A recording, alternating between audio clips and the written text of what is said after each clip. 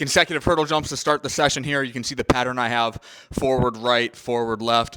I'll probably keep the same pattern just for the sake of it being simple, not having a lot of space in my garage right now. So this is just an easy setup to make it more challenging. Over time, I'll just put the hurdles up higher, maybe stack them on a plate if I have to. But after this, I got density set of bench press, some front squats, and some Nordic hamstring curls. I'll take the iPad out and I'll find some good questions to answer throughout the session.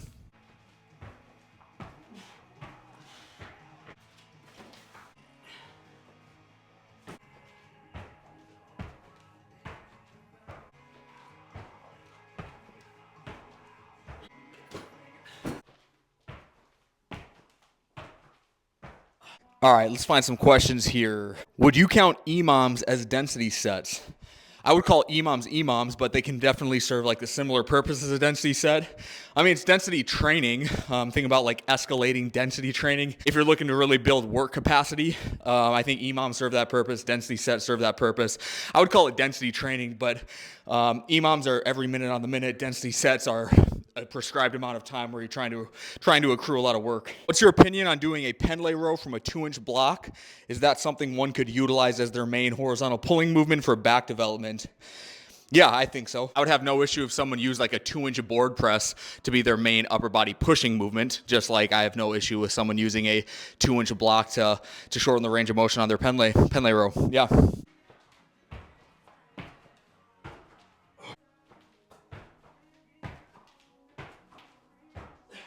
Whoever gets the most reps on AMRAP power cleans has the best channel.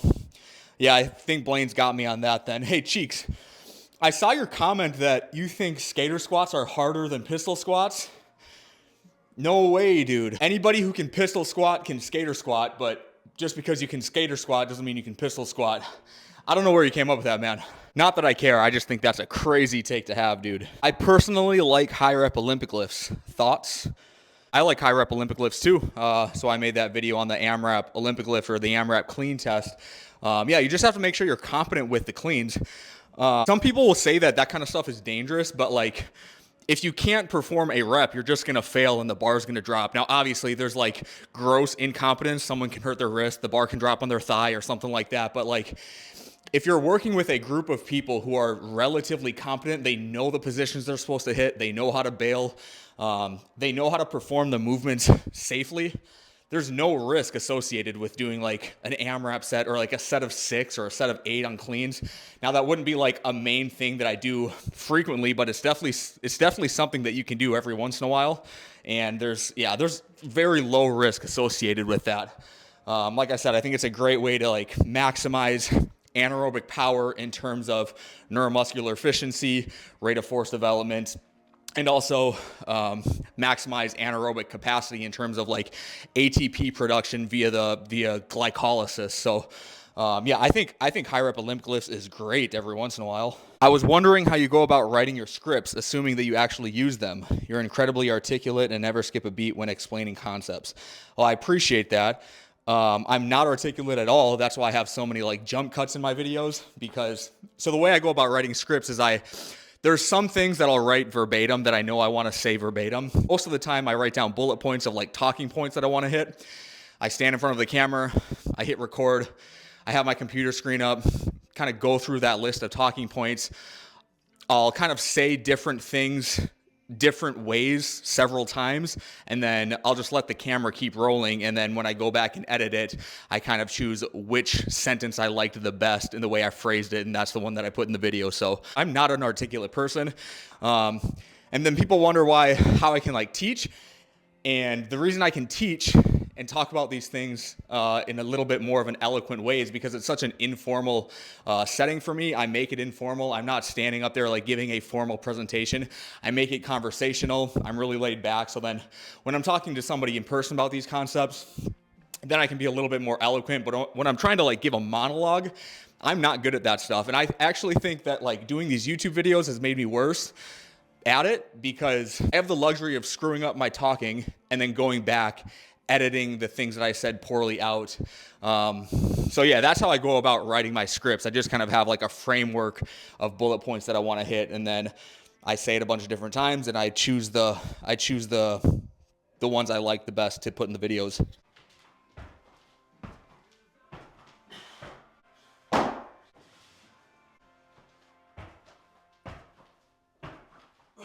Going back to the high rep Olympic lifts and that AMRAP power clean test that I made that video on a couple days ago, some guy said that like if you implemented this with a group of athletes, it would be, and I quote him, it would be literally and utterly disastrous. I think you're at a much higher risk of injury if you did an AMRAP set of like any other exercise, of a deadlift, of a back squat, and that's way more commonly accepted than high rep or AMRAP sets of Olympic lifts.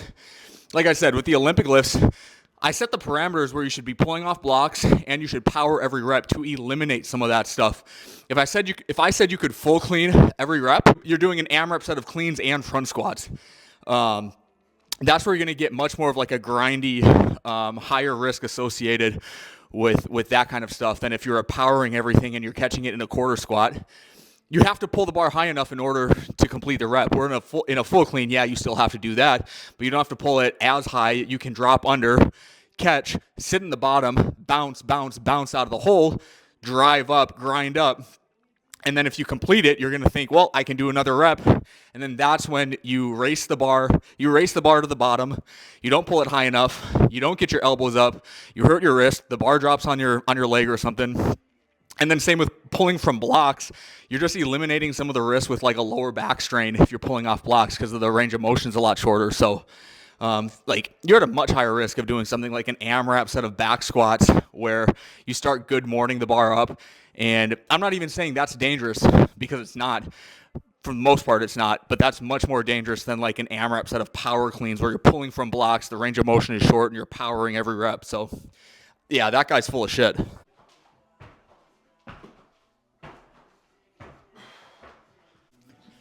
Okay, about to start my density set of bench press, 14 minutes on the clock, just trying to accrue as many high quality reps as I can. Quick answer to a common question I get about density sets is how do I determine how much weight to use, how much load to put on the bar? Cop out answer, it depends. I actually hate when people say it depends, unless you're giving it depends on what, and then based on that what, how do you move forward? But obviously it depends on what your goals are. But for me, a really good starting point is, and this is all going to be in the Haas Project 2.0 in the ebook, but really quick answer, a really good starting point if you've never done a density set before is about 75-ish%. That's typically a load that people can do a 5 by 5 with, so it's 25 total reps. 75% is typically a load people can do 5 sets of 5 with. That's challenging, but doable. So I like to start around that same intensity, and if I can achieve more than 25 reps in my time frame with 14 minutes, then I'm going to add a significant amount of load. If I'm between 20 and 25 reps in that time frame, I'll add a little bit of load, and if I'm below 20 reps in that time frame, I'll keep the load the same. That's kind of my general rule of thumb for people who are doing it for the first time. Once you have experience with density sets, you have a better understanding of how much weight to use, what a good time frame for you is, how to approach it, how much rest to take between sets, how many reps per set you want to do. But a really good starting point is about 75% of the bar, finding a weight that you can do 5 sets of 5 with, where that 5th set of 5 is challenging. That's a pretty good rule of thumb to start for density sets.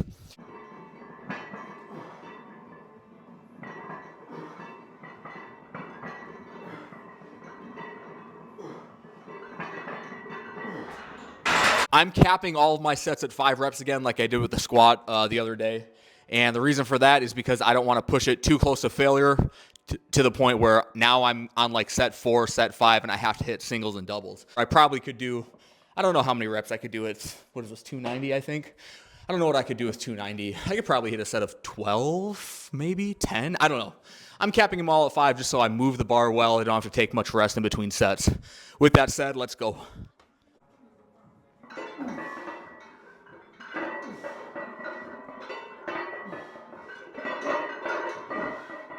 Do you have a video where you went over why 0.4 meters per second is what you want to shoot for?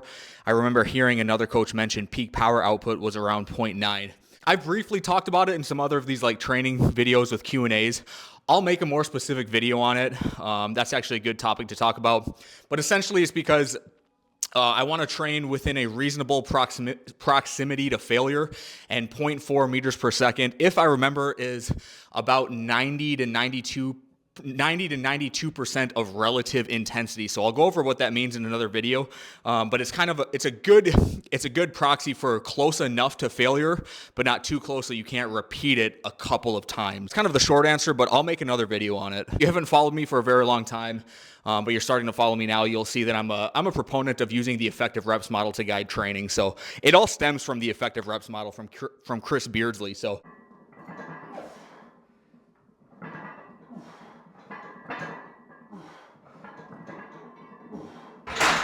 I forgot to actually hit the OVR button on that one, so I didn't record it, but most of these reps have been between 0.41 and 0.48. So I'm right in that 0.4, a little bit above the 0.4 meters per second kind of threshold.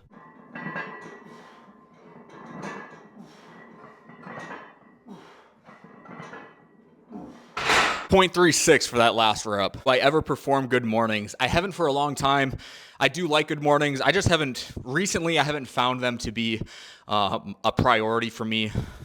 But I'm a fan of good mornings. I just think in order for me to program them, they need to like serve a more specific and valuable purpose than kind of just like general hinging. I'd rather do RDLs, stiff leg deadlifts, those kinds of things. But yeah, I think good mornings are an awesome way to improve the lower back strength for someone, for an Olympic lifter who struggles with this pull off the floor because of lack of lower back strength. I think a good morning is a really good intervention for someone like that. But for me, I just haven't found much use for them lately. But yeah, I have performed good mornings. I don't know if I've ever programmed a good morning for like a personal client I have, but I think they're a good exercise. Is Haas 2 going to be 16 weeks? Is that a choice based off the program being more power building, and why so? What is the frequency and the phase lengths? Does it go towards a peak? All of these questions regarding Haas 2.0, I can't answer all of these things in videos because I'm going to make a frequently asked questions page. But quickly to answer some of this, is it going to be 16 weeks? I think it's going to be 16 to 20 weeks. And yes, because it's going to be a more power building type program where the goal is really to pack on muscle size. And packing on muscle size takes longer than 6 weeks, 8 weeks, 10 weeks. It needs to be like an extensive process. So that's why it's going to be longer than kind of your typical 8 to 12 week program. What is the frequency and the phase lengths? I do know the first phase is going to be 6 weeks. I'm on phase 1 right now. It's going to be 6 weeks for the first block. The frequency is 4 days of strength training. Yeah, that's all I'll say. I can't give out too much more on here because you're going to have to get the ebook and the program to get the rest of the information.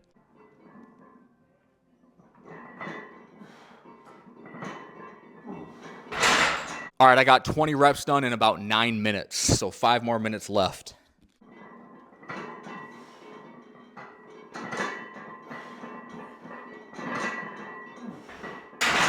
Will, I noticed that during some of your lifts, you generate a lot of tension in your head / face / cheeks. Starting Strength recommends trying to keep the pressure against a closed glottis and not in the face to avoid getting lightheaded. What are your thoughts on this? Yeah, keeping pressure against a closed glottis, that's just called the Valsalva maneuver. And I don't think I disagree with Starting Strength. I love Mark Ripito. Yeah, I agree. You should use the Valsalva maneuver. I don't really think what your face looks like. Look up Austin Baraki.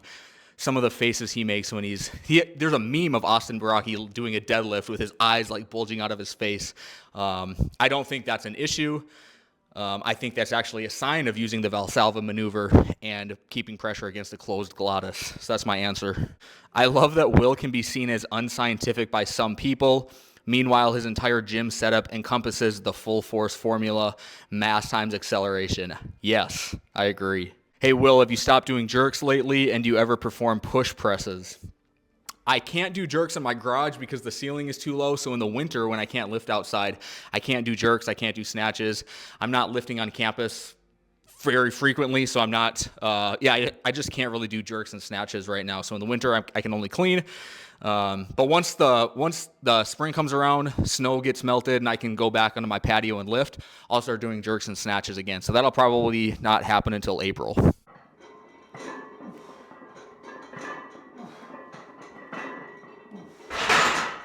All right, first set of front squats, here we go. I got 147 kilos on the bar. Russ decided to join us. What a legend.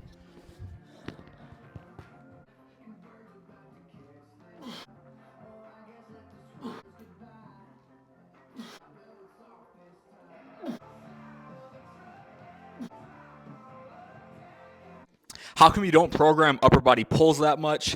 Seems like a thing I see across most strength and conditioning guys, just not worthwhile.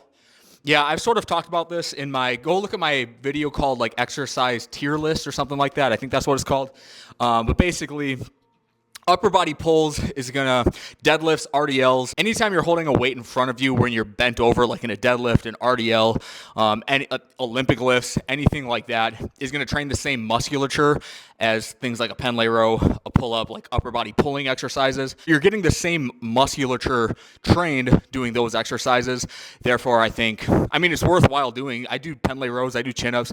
Occasionally, I'll do dumbbell rows, inverted rows occasionally. So I think you're getting a lot of that training stimulus with things like deadlifts, RDLs, Olympic lifts, that you don't need to incorporate them as much as like what mainstream strength and conditioning textbooks would tell you to do. I mean, that's basically the answer. So I have no problem going up to like 3 weeks without performing a pen lay row or a chin up. Typically, I like to do them once a week, but I like doing them bi-weekly. I like taking them out for a few weeks and then putting them back in for a few weeks. I just don't think they're as important as upper body presses or like other movement patterns, I guess. So look at my video exercise tier list and I talk about it a little bit more.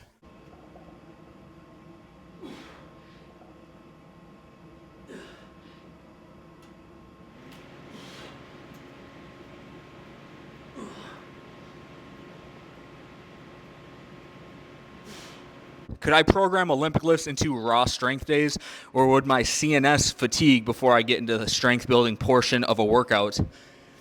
You can do Olympic lifts whenever you want, man. I do Olympic lifts the same day I lift heavy all the time. Yeah, I don't think there's any reason not to. Yeah. What are your thoughts on weighted calisthenics with chains, belts, or weight vests? I think they're a great way to overload the movement. Yeah, if you're considering, like, what are you considering a calisthenic? Just body weight movement? I mean, when I hear calisthenic, that's what I think. So push up, dip, pull up. If you got to load them because you're too strong to use your body weight only, you got to load them. So yeah, I'm a huge proponent of weighted calisthenics.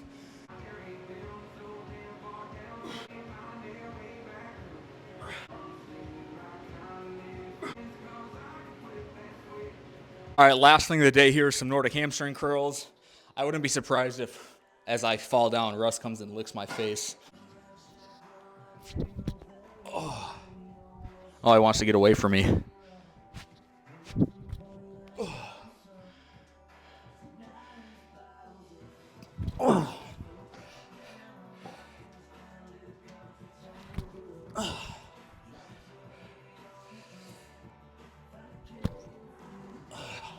Next set, I'll try to do a full rep or a couple of them if I can. It's been a while since I've done a full rep on Nordic hamstring curls. Programming Nordic hamstring curls or a few other bodyweight movements is really hard to do in a group setting or if you're programming for more than one person.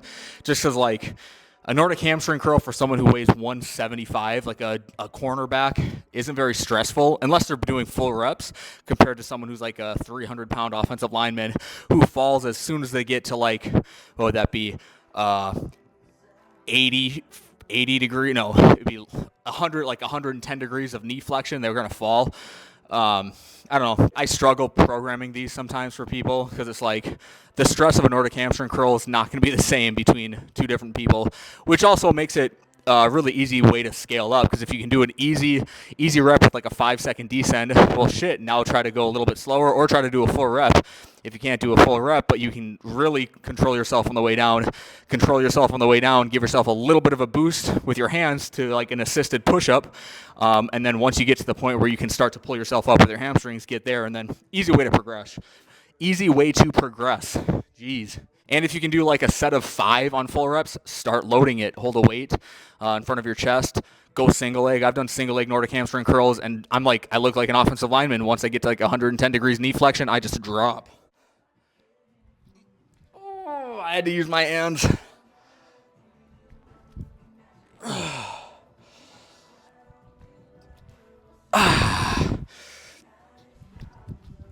One more. Less hands here.